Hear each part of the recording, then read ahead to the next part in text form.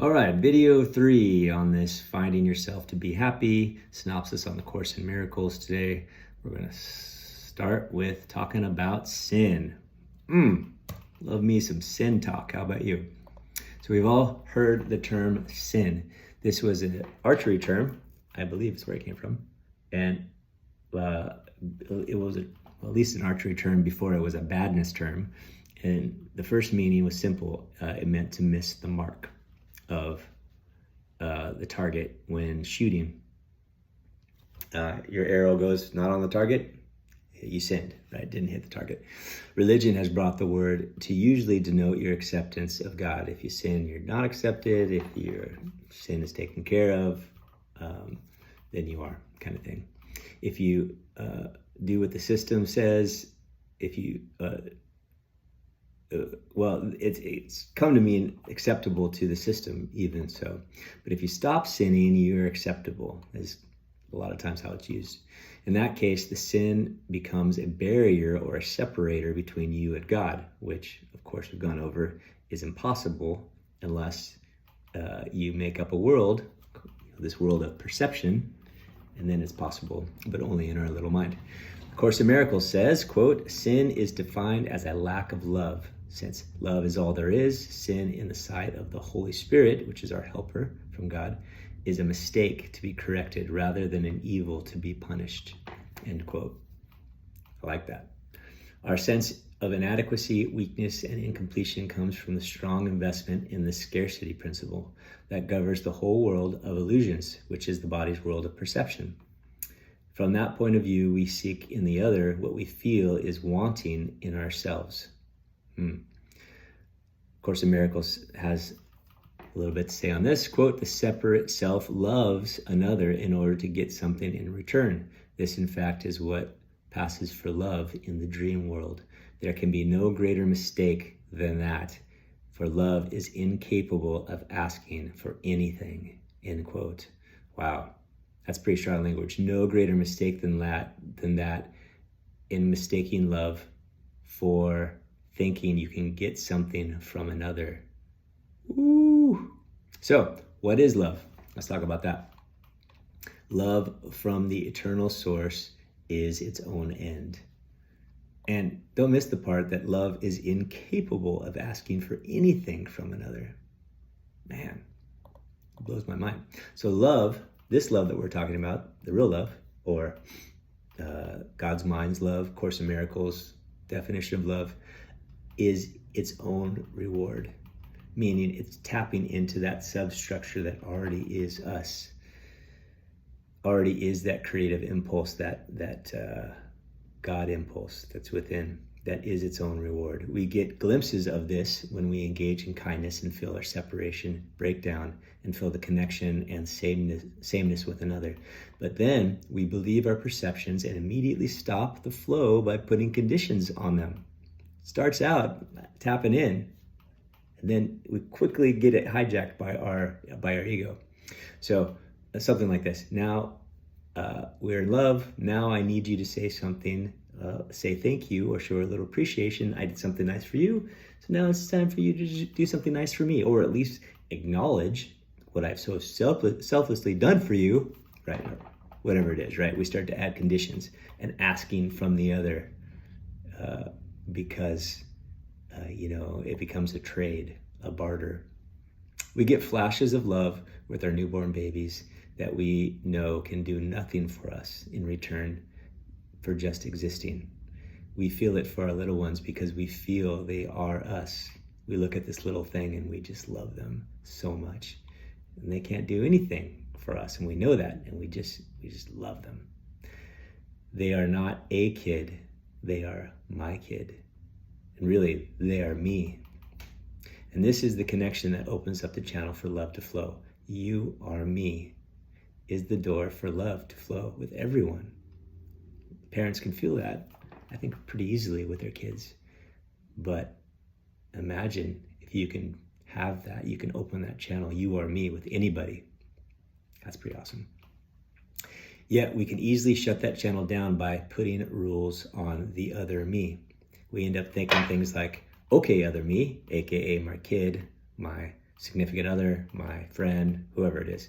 Now you must perform for the world like I wish I could perform for the world and look good so that I and the family look good. It's a common thing for parents to do. And I put conditions and perceptions and separating criteria, and all this stuff comes crashing down between me and the other person and separates me from this love, which is really the bedrock or the foundation for my own existence. And I separate because it's really just perceptions and ideas of how things should be. And the only person separating it, this love, is me with my ideas. Even still, we let love squeak through the cracks when we find some special relationship and label it falling in love. We feel our hearts swell with an otherworldly euphoria. We think, I found my soulmate. You are me. And this is true, and love flows. But we have forgotten this is not a special situation. Seeing the other as me facilitates love to flow with anyone. Instead, we believe in our relationship's specialness, and we try to make sure my significant other doesn't change so that we lose it. I gotta lock them down because they're gonna mess this love thing up, so you gotta do exactly what I say. They must say the right things, do the right things, be faithful, be exciting, and on and on and on. And the moment they disappoint, we put up our separation walls again, thinking that we just picked the wrong person. My picker's broken, have you heard that? Depending on how much we let our heart open after the disappointment, we may even double up those walls and also bring in the offensive team to attack. How could you hurt me like that? You're a traitor. We have missed that the love we felt was not from the other. It was from within us. It was from our true self. And we felt it because we let down our walls for a second, thinking that we found ourselves in the other. And we did. But then the ego takes over and starts adding the rules. The other person doesn't perform. And we're off to the races again of finding fulfillment and happiness and love outside of us.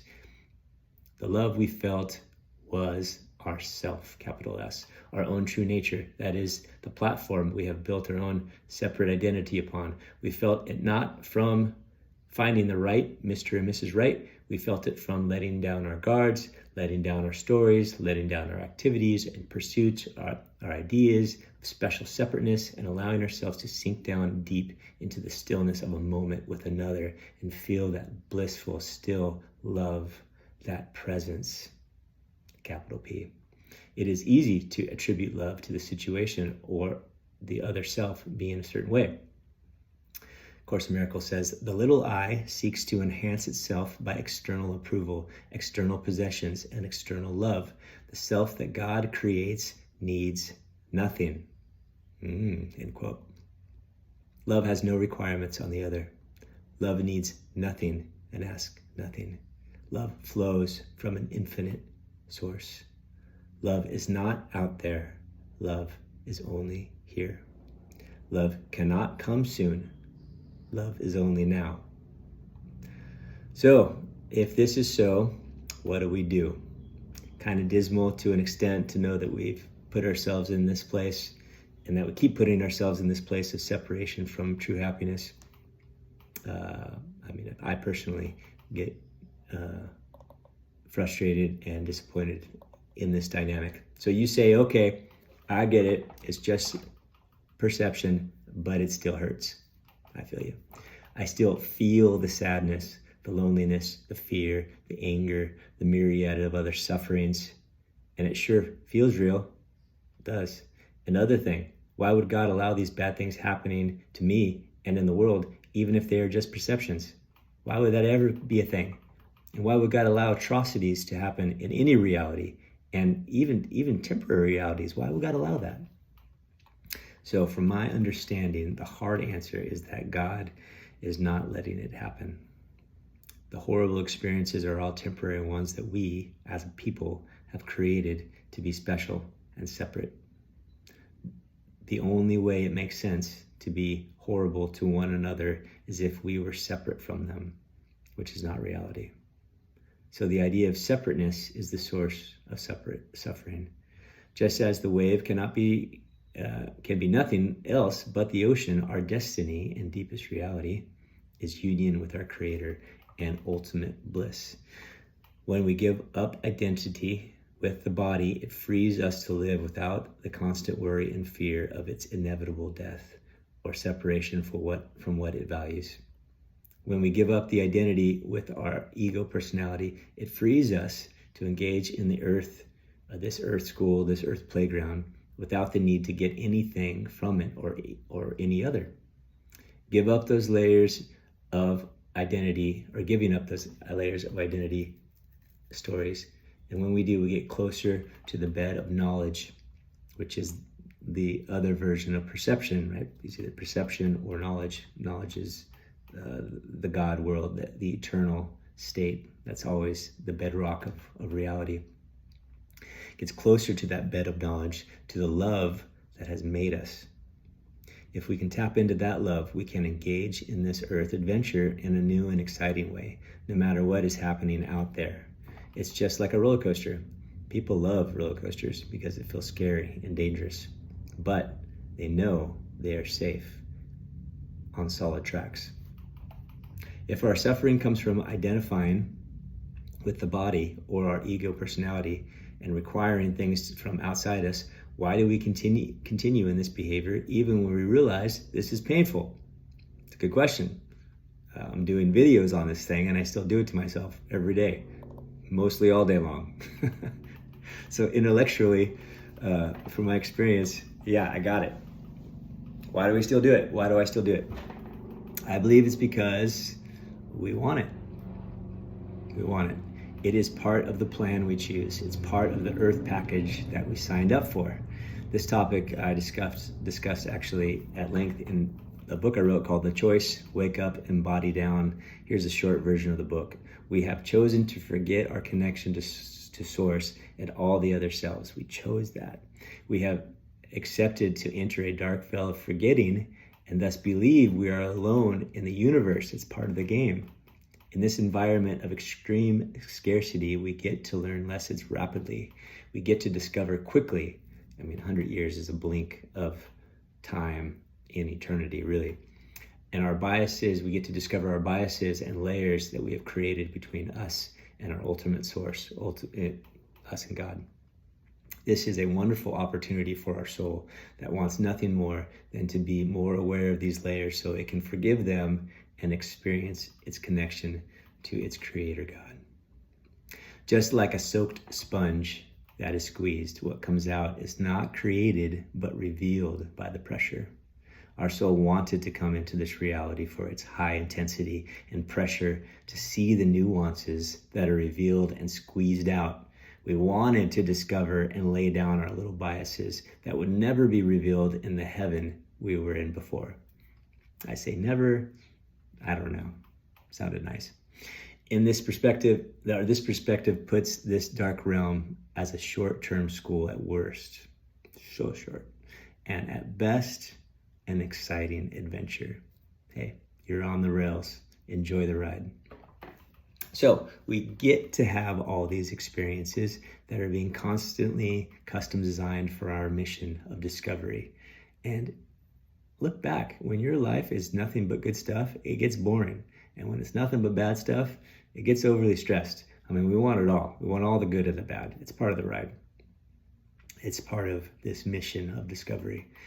We get to experience trying to attain happiness. Then we get to experience happiness is unattainable by seeking it. Then we get to experience perception is not knowledge. Then we get to wake up and see through all these perceptions. And then we get to feel the grace of God without attaining anything. And then we get to experience forgetting again and trying to attain some new desire. And round it goes with this cycle that we are on. Even the cycle of or the idea of enlightenment or removing yourself from these crazy cycles. It's very exciting, unless we forget it's a ride. All right, next video we're talking more about the ride and how to put this into practice.